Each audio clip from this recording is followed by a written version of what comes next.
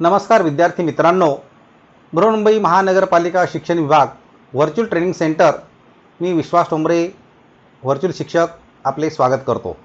विद्यार्थी मित्रांनो, आज आपण सर्वजण शाळेत नसलो तरी घरात राहून ऑनलाईन लर्निंगच्या माध्यमातून शिक्षण घेत आहोत। या माध्यमाचा आणि अध्यापन अध्ययनाच्या प्रक्रियेचा आपल्याला नक्कीच फायदा होईल अशी आशा आहे। त्याचबरोबर आपल्या शिक्षण प्रक्रियेत खंड पडणार नाही, म्हणूनच बृहन्मुंबई महानगरपालिका शिक्षण विभागाने हा उपक्रम सुरू केला आहे।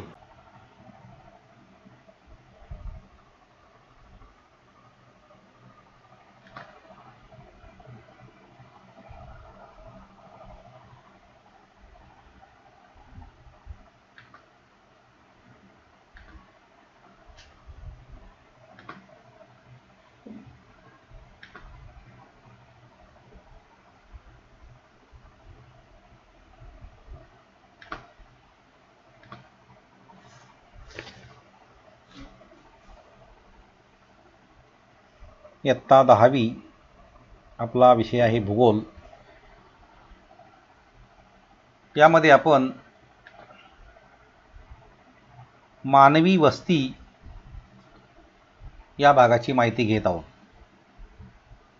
मानवी वस्ती या पाठावर आपण भाग 1 मध्ये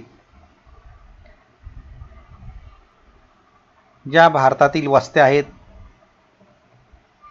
त्या वस्त्यांचे प्रकार, जशी केंद्रित वस्ती, विखुरलेली वस्ती, त्याचबरोबर ब्राझीलच्या संदर्भामध्ये सुद्धा ज्या काही वस्त्या आहेत त्या ठिकाणचं जे काही हवामान आहे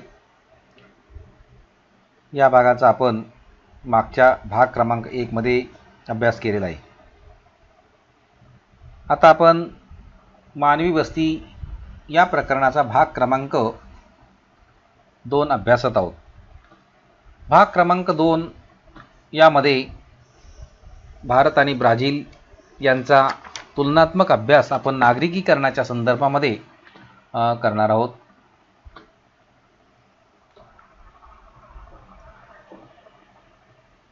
आता इथे जसं मानवी वस्ती भारत आणि मग त्या भारतामध्ये नागरिकीकरण हा जो भाग आहे, यामध्ये एकूण लोकसंख्या जी आहे ती किती टक्के लोक शहरामध्ये राहतात त्या आधारे त्या नागरिकीकरणाची पातळी ठरवता येते।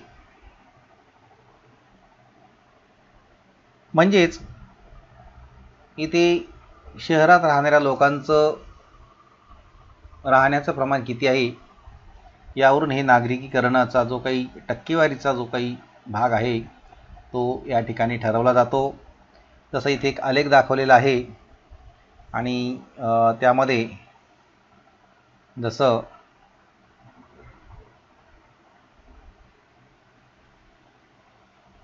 भारत आणि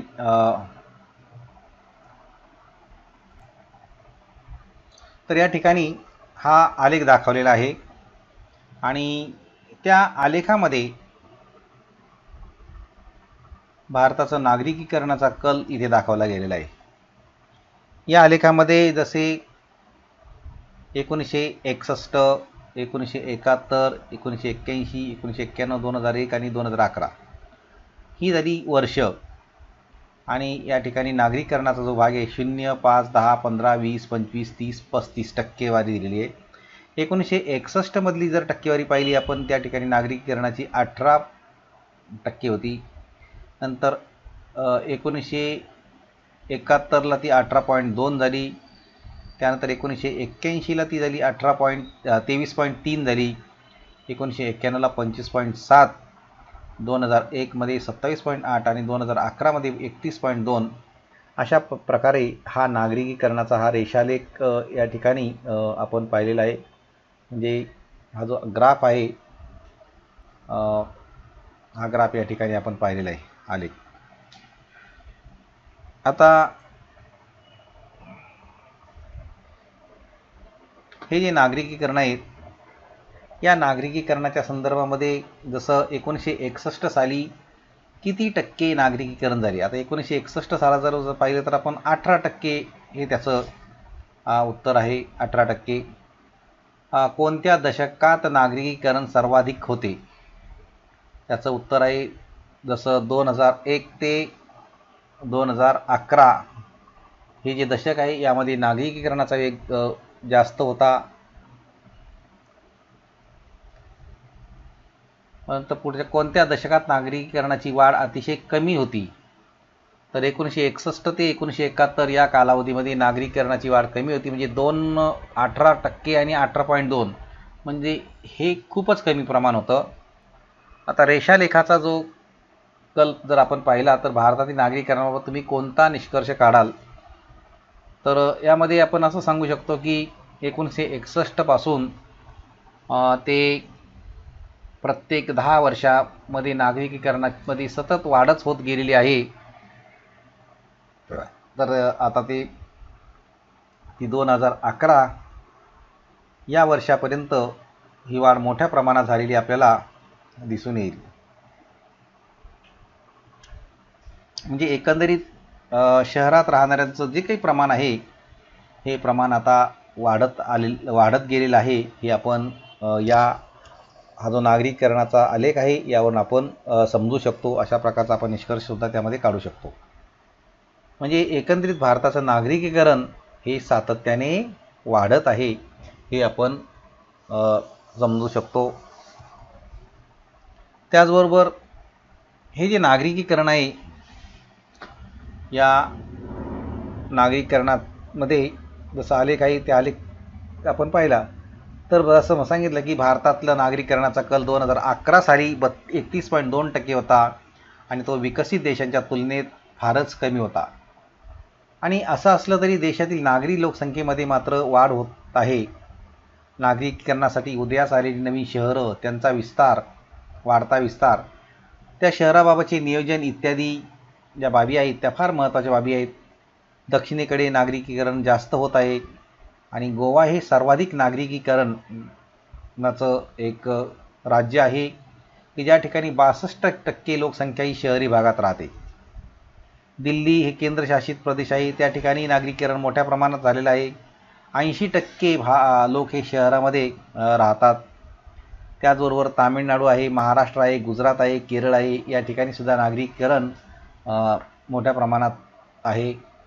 मग आता नागरिकीकरण कमी कोणत्या ठिकाणी आहे? तर जसं हिमाचल प्रदेश, जम्मू काश्मीर, उत्तराखंड, बिहार, राजस्थान या ठिकाणी नागरिकीकरण हे आपल्याला कमी दिसून येते. म्हणजे अशा प्रकारे या आलेखावरून हा आपण अभ्यासू शकतो. आता ह्या नागरिकीकरणामध्ये वस्त्यांचा एक भाग पाहिलेलाच आहे आपण की इथे जर पाहिलं तर ह्या वस्त्या काही ठिकाणी एका रेषेत दिसतात, काही ठिकाणी म्हणजे जिथे पाणी आहे त्या पाण्याच्या ठिकाणी वस्त्या दिसतात. आता या वस्तीतील घरांची संख्या देखील इकडे कमी दाखवली गेलेली आहे. म्हणजे हा जो भाग आहे हा भाग आपला वस्त्या ज्या आहेत त्या वस्त्यांमधला एक भाग आहे. म्हणजे नागरिकीकरण हा वेगळा भाग आहे, परंतु जर वस्त्यांचा जर आपण तुलनात्मक भाग पाहिला तर ह्या वस्त्या कमी आहेत, डोंगराळ भाग वगैरे, टेकड्या या ठिकाणी. परंतु शहरामध्ये जर पाहिलं आपण तर जी काही घरं आहेत ती दाट अशी घरं आपल्याला दिसून येतील. परंतु इथे मात्र या घरांची संख्या मात्र अशा ठिकाणी या प्रदेशामध्ये आपल्याला कमी दिसून येईल. आता ह्या ज्या वस्त्या आहेत इथे केंद्रित वस्ती जशी दाखवली की एकत्र जवळजवळ झालेली घरं आहेत आणि या वस्तीमध्ये अनेक प्रकारच्या सुविधा उपलब्ध आहेत. म्हणजे नागरिकीकरणामध्ये हा भाग आपल्याला या ठिकाणी येतोच की नागरिकीकरणामध्ये म्हणजे इथे वस्त्या ह्या दाट असतात आणि त्या ठिकाणी सुविधासुद्धा उपलब्ध असतात.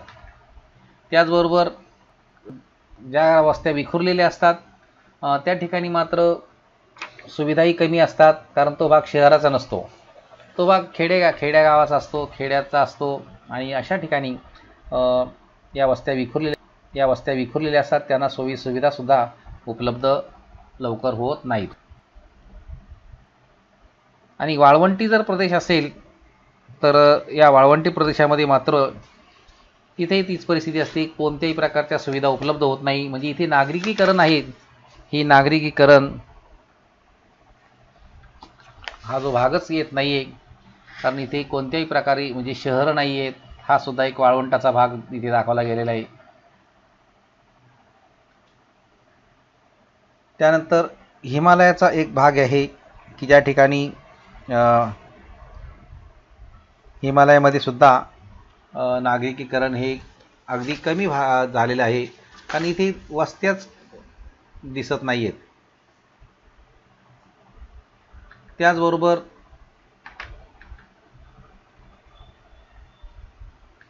ही काही चित्र आहेत, या चित्रामध्ये सुद्धा आपण पाहू शकतो.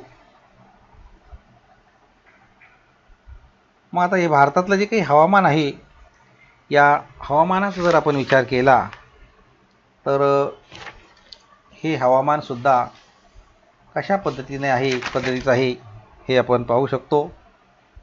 जसं भिन्नता या ठिकाणी आहे, पाण्याची उपलब्धता, जमिनीचा उतार व सुपीकता, यामुळे वस्त्यांच्या आकृतिबंधात विविधता या ठिकाणी आलेली आहे.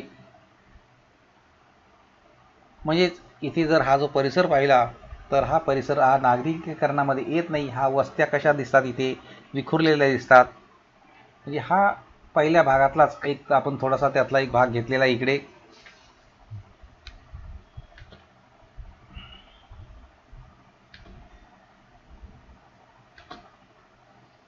आता उत्तर भारतीय मैदानी प्रदेश आहे, नंतर इकडे पूर्व किनारपट्टी आहे, नर्मदेचं खोरं आहे, विंध्य पठार आहे, आणि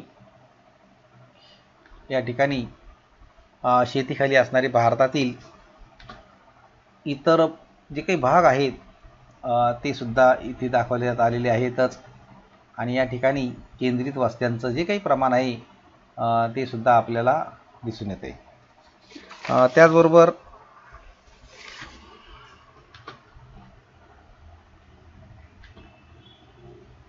यामध्ये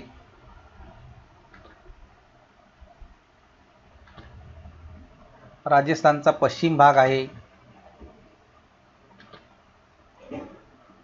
दक्षिण भाग हिमालयाचा त्या ठिकाणी उतार, नंतर विखंडित भाग, उंच सखल भाग, मध्य भारत वनाच्छादित भाग.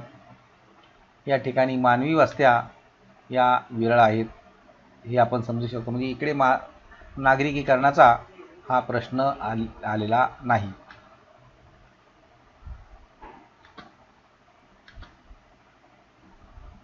आता इथे मात्र बघा, या चित्रामध्ये नागरिकीकरण मोठ्या प्रमाणात आपल्याला झालेलं दिसतंय, पण ह्या चित्रामध्ये वस्त्या मात्र विखुरलेल्या आपल्याला दिसून येत आहेत. किनारपट्टीच्या भागामध्ये सुद्धा तीच परिस्थिती असते, तिकडे सुद्धा नागरिकीकरण कमी झालेलं असतं.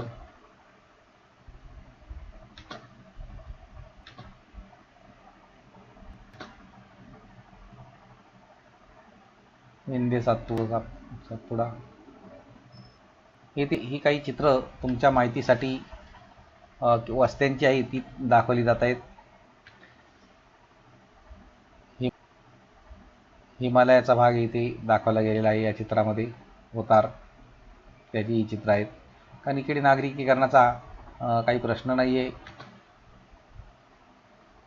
मध्य भारतातली वनाच्छादित भाग आहेत, ही चित्र आपण पाहू शकता. राजस्थानचा पश्चिम आणि दक्षिण भाग आहे.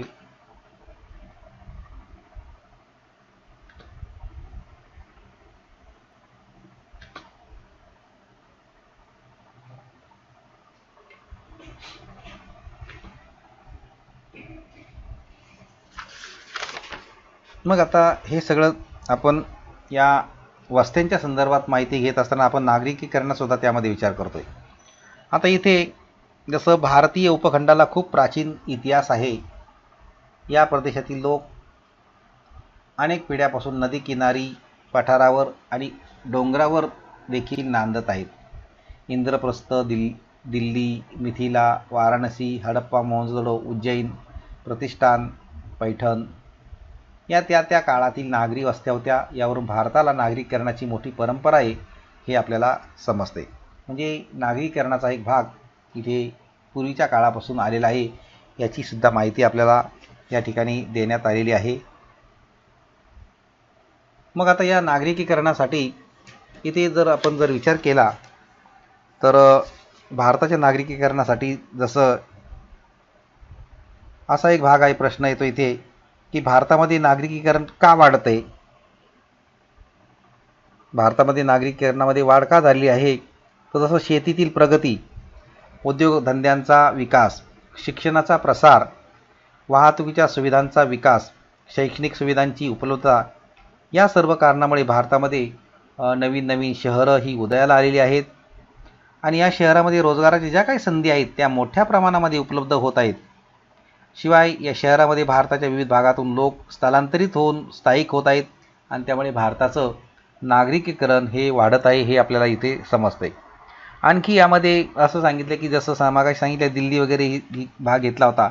उत्तर भारतामध्ये अन्य राज्यापेक्षा दिल्ली आणि चंदीगडमध्ये नागरिकीकरण का जास्त होत आहे याचा जर आपण विचार केला तर उत्तर भारतात अनेक राज्यामध्ये हिमालयाचा पर्वतीय भाग आहे. त्यामुळे त्या ठिकाणी शेती आणि इतर उद्योगांचा विकास पुरेशा प्रमाणात झालेला आपल्याला आढळून येत नाही आहे. परंतु उत्तर भारतात अनेक राज्यामध्ये नागरिकीकरणाचा वेगही त्यामुळे कमी होतो आहे ह्या कारणामुळे. याच्या उलट परिस्थिती काय झालेली आहे, दिल्ली आणि चंदीगड ही जी शहरं आहेत ही मैदानी भागात आहेत. दिल्ली ही भारताची राजधानी आहे आणि चंदीगड पंजाब आणि हरियाणा या राज्याची राजधानी आहे. दिल्ली आणि चंदीगड या दोन्ही शहरात अनेक प्रशासकीय कार्यालय आहेत, विविध उद्योगधंदे आहेत, बँका आहेत, इतर सोयी सुविधा उपलब्ध झालेल्या आहेत आणि त्यामुळे उत्तर भारतात अन्य राज्यापेक्षा दिल्ली आणि चंदीगड या ठिकाणी नागरिकीकरणाचं जे काही प्रमाण आहे ते जास्त आपल्याला आढळून येतं. तर अशा रीतीने हा एक नागरिकीकरणाचा एक भाग या ठिकाणी आपण पाहिलेला आहे भारताच्या संदर्भातला. आता भारताच्या संदर्भामध्ये नागरिकीकरणाचं जे काही प्रमाण आहे हे तर वाढतच गेलेलं आहे. मग आता आपण इथे जर पाहिलं तर या तक्त्याचा जर विचार केला तर इथे बघा जसं इथे तुम्ही आपण स्वतः सूची करू शकतो की या तक्त्यातील माहितीच्या आधारे शहरी लोकसंख्येची टक्केवारी दर्शवणारा क्षेत्रगणी नकाशा सूचीसह तयार करा आणि टिप लिहा असा एक भाग आहे. एका ठिकाणी नागरी लोकसंख्या आणि टक्केवारी दिलेली आहे. नंतर राज्य आणि केंद्रशासित प्रदेश दिलेले आहेत. जसं 0 ते 20 लोकांच्या टक्केवारीमध्ये कोणकोणते प्रदेश येतात, हिमाचल प्रदेश, बिहार, आसाम, ओडिसा. 21 ते 40 यामध्ये मेघालय, उत्तर प्रदेश, अरुणाचल प्रदेश, छत्तीसगड, झारखंड, राजस्थान, सिक्कीम, त्रिपुरा, जम्मू आणि काश्मीर, नागालँड, मणिपूर, उत्तराखंड, पश्चिम बंगाल, आंध्र प्रदेश, हरियाणा, अंदमान आणि निकोबार बेटं, पंजाब आणि कर्नाटक आणि मध्य प्रदेश. त्यानंतर गुजरात, महाराष्ट्र, दादरा आणि नगर हवेली, केरळ, तामिळनाडू आणि मिझोराम 41 ते 60 एवढी टक्केवारी या ठिकाणी आहे. आणि 61 ते 80 ची टक्केवारी बघ जर पाहिली तर गोवा, पुदुच्चेरी, दमण आणि दीव, लक्षद्वीप या ठिकाणी 61 ते 80% लोक या ठिकाणची टक्केवारी दिलेली नागरी लोकसंख्येची. त्याचबरोबर 81 ते 100 यामध्ये बघा चंदीगड, राष्ट्रीय राजधानी क्षेत्र दिल्ली NCT.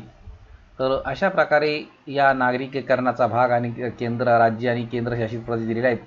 आता इथे एक क्षेत्रगणी नकाशा जो असतो तो आपण तयार करू शकतो यावरून या टक्केवारीवरून. आणि जसं आपला जो काही भारताचा नकाशा आहे तो नकाशा आपण काढू शकतो आणि त्या नकाशामध्ये रंगाने एक टक्केवारी दाखवू शकतो, त्याची सूची आपण तयार करू शकतो. हा भाग आपल्याला करता येईल. भारताच्या नकाशामध्ये नकाशाचा आउटलेट घ्या आणि त्यामध्ये ही जे राज्य आहेत ते राज्य लिहा. त्या राज्यामध्ये तुम्ही 0 ते 20 मग असं त्याला एक वेगळ्या प्रकारचा रंग देऊ शकता. आणि नंतर 21 ते 40 मग ही कोणती राज्ये आहेत त्यांना वेगळ्या प्रकारचा रंग देऊ शकतो. 61 ते 60 यामध्ये कोणती राज्ये येतात त्यांना वेगळ्या प्रकारचा रंग द्या. 61 ते 80 मध्ये कोणती राज्य येतात त्यांना वेगळ्या प्रकारचा रंग द्या, आणि 81 ते 100 कोणती राज्य आहेत त्यांनाही वेगळ्या प्रकारचा रंग देऊन आपण त्याची सूची तयार करू शकतो, आणि अशा प्रकारे आपण तो क्षेत्रफळी नकाशा हा काढू शकतो.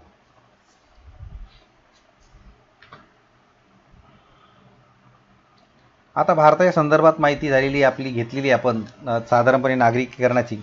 आता आपण ब्राझीलची माहिती घेतोय. आता ब्राझीलची माहिती घेत असताना इथे जसं ब्राझीलमध्ये नागरी लोकसंख्येची टक्केवारी दिली आहे, या तक्त्याच्या आधारे रेषालेख तयार करा, त्याचा अभ्यास करून खालील प्रश्नांची उत्तरं लिहा. अशा प्रकारे इथे सांगितलेले की जसा भारताचा संदर्भातल्या नागरीकरणाचा एक आलेख त्यांनी दिलेलाच होता आहे. आता आपण आलेख काढलेलाच इथे मी तुम्हाला काढून दाखवलेला आहे की जसं या आलेखामध्ये टक्केवारी दिली ब्राझील नागरी लोकसंख्येची टक्केवारी 1960 ते 2010 पर्यंतची. इथे 1960 पासून ते 1960, 1970, 1980, 1990, 2000 आणि 2010, आणि त्याच्या खाली त्या ठिकाणची टक्केवारी दिली. तर 1960 मध्ये 47.1, 1970 मध्ये 56.8, 1980 मध्ये 66%, 1990 मध्ये 74.6%, 2000 मध्ये 81.5 आणि 2010 मध्ये 84.6% अशी ही टक्केवारी आहे. आता या टक्केवारीचा आपण ज्या वेळेला विचार करतो या आलेखामध्ये, हा आलेख म्हणजे जसं 1960 पासून म्हणजे इथे बघा 1960 पासून जी टक्केवारी दाखवली गेली ती हा आलेख हा वाढतच गेलेला आहे.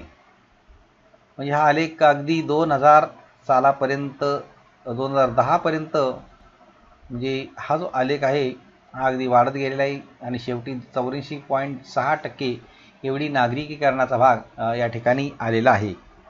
मग आता इथे आपण आकडेवारीतील वर्षांतर किती वर्षाचं आहे ते जर आपण पाहिलं तर जवळजवळ हे जे वर्षांतर आहे हे 10 वर्षाचं आहे.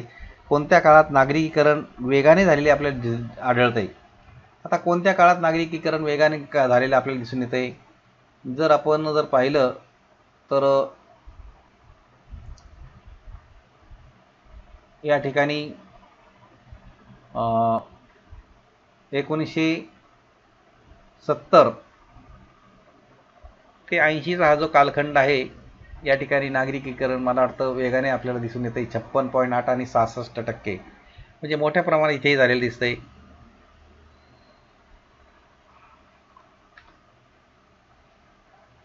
ते 1960 ते 1970 या काळात नागरिकीकरण मोठ्या प्रमाणात झालेलं दिसून येत आहे.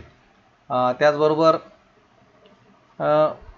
ब्राझीलचा जर आपण विचार केला तर ब्राझीलमध्ये प्रामुख्याने दक्षिण आणि आग्नेय भागामध्ये साओ पावलो या महानगरामध्ये अनेक आणि औद्योगिक प्रदेशात नागरिकीकरणात म्हणजे सर्वात जास्त वाढ झालेली आहे.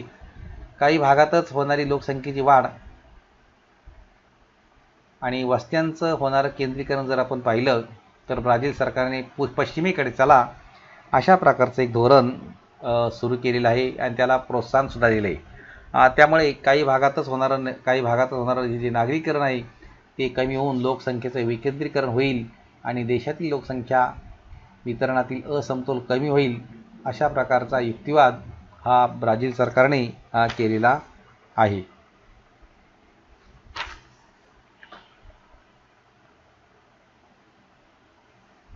आता ही चित्र दाखवली गेली की या चित्रामध्ये सांगितलं की खाली 2 उपग्रहीय प्रतिमांचं निरीक्षण करा आणि भूरचनेच्या संदर्भात वस्तीचे वर्णन करा. इथे प्राकृतिक रचनेचा जर विचार केला तर या वस्त्यांचं स्थान कोणत्या ठिकाणी आहे, त्याचा आकृतिबंध आणि भविष्यातील विस्ताराच्या मर्यादा जर आपण शोधायला सांगितलेल्या आहेत.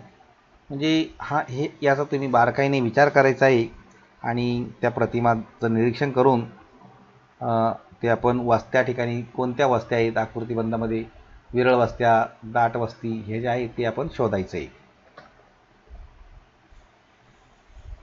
त्यानंतर ब्राझीलमधील नागरिकीकरणावर जे काही परिणाम करणारे काही घटक दाखवले गेले आहेत की ब्राझीलचं जे नागरिकीकरण होतं आहे जसं पूर्व आणि वायव्य किनारपट्टीचे सम आणि दमट भाग आहे, हवामानाचे भाग आहेत. पूर्व आणि वायव्य किनारपट्टीच्या प्रदेशामध्ये मुबलक पाणी आहेत, पूर्व आणि वायव्य किनारपट्टी भागामध्ये शेतीपूरक जमीन आहे, साओ पावलो या ठिकाणी खनिजे मुबलक प्रमाणात आहेत, वाहतूक सुविधा आहेत आणि अखंडित अशा प्रकारे ऊर्जासुद्धा आहेत आणि म्हणून त्या ठिकाणी नागरिकीकरण हे मोठ्या प्रमाणात होत आहेत. या ठिकाणी ब्राझीलचा हा जो एक नकाशासुद्धा नागरिकीकरणाचा दिला आहे, त्या नागरिकीकरणाची जी सूची आहे ती सूची आपण पाहू शकतो. त्या सूचीमध्ये जर आपण पाहिलं तर हा एकदम पांढरा जो भाग आहे ते त्या ठिकाणी 51 ते 60% म्हणजे हा पांढरा भाग इथे दाखवला गेलेला आहे. तर 91 ते 100%चा जो गुलाबी जो भाग आहे एकदम डार्क, तो 91 ते 100% म्हणजे हे या सूचीवरून आपल्याला नागरिकीकरणाचं जे काही प्रमाण आहे हे प्रमाण समजू शकतो. त्याचबरोबर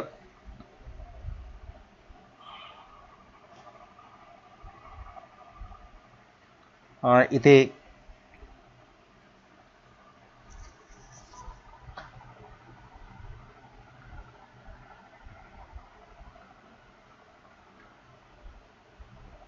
या नागरिकीकरणाच्या संदर्भामध्ये ब्राझीलमधील उच्चभूमी प्रदेश, ॲमेझॉन नदीचं खोरं या ठिकाणी लोकसंख्या कमी आहे. म्हणून तो जो भाग आहे तो आपण जर पाहिला तर जसं हा जो भाग दिसतो त्या ठिकाणी लोकसंख्या आपल्याला कमी दिसून येते आणि म्हणून 51 ते 60 दाखवलं गेलेलं आहे. आणि इथे काही भागामध्ये जसं मॅनोस आणि निग्रो आणि ॲमेझॉन नदीचा संगमावरील हे बंदर आहे, या ठिकाणी नागरीकरण जसं जास्त आपल्याला दिसून येते. आता या नागरिकीकरणाच्या जे काही संदर्भामध्ये जर काही ब्राझीलच्या संदर्भामध्ये माहिती जर पाहिली तर जसं आपण भारताच्या संदर्भात नागरिकीकरणाची माहिती घेतली, मग आता ब्राझीलच्या संदर्भामध्ये सुद्धा माहिती आपण घेऊ शकतो की ब्राझीलमधील ॲमेझॉन नदीच्या खोऱ्यातील वस्त्यांच्या वितरणाविषयी माहिती लिहा. आता असा एक भाग आहे प्रश्नाचा. तर हा जर प्रश्न आपण जर पाहिला तर ब्राझीलमध्ये ॲमेझॉन नदीच्या खोऱ्यात तापमान तुलनेने अधिक असतं. या भागातील पर्जन्याचं प्रमाणसुद्धा तुलनेने जास्त आहे. या प्रदेशात रोगट स्वरूपाचं हवामान आढळतं आणि ॲमेझॉन नदीच्या खोऱ्यामध्ये घनदाट असं सदाहरित विषुववृत्तीय वर्षावन आढळतात आणि यामुळे या ठिकाणी नागरीकरणाचं जे काही प्रमाण आहे ते कमी आपल्याला दिसून येतं. नंतर घनदाट वर्षावनामुळे हा भाग अतिशय दुर्गम बनलेला आहे आणि या भागातील नैसर्गिक साधनसंपत्तीच्या शोधावर आणि वापरावर सुद्धा निसर्गातच मर्यादा आणलेल्या आहेत. या भागात वाहतुकीच्या सोयी सुविधांचा अभाव आहे, मर्यादित स्वरूपात आहे. त्याचबरोबर रोगट हवामान आणि प्रदेशाची दुर्गमता, वाहतुकीच्या सुविधांचा अभाव या सर्व कारणामुळे ब्राझीलमधील ॲमेझॉन नदीच्या खोऱ्यात विरळ आणि विखुरलेली वस्तीसुद्धा आढळते. नंतर ॲमेझॉन नदीच्या खोऱ्यात प्रामुख्याने ग्रामीण वस्त्या तुलनेने अधिक आढळतात. म्हणजे शहरी भागाचं त्या ठिकाणी प्रमाण हे आपल्याला कमी झालेलं त्या ठिकाणी आढळून येतं. त्याचबरोबर या ब्राझीलच्या संदर्भामध्ये आपण माहिती घेत असताना जशी आकडेवारी जी आहे ती आपण पाहिली, त्याचबरोबर आणखी आपण यातला एक भाग आहे तो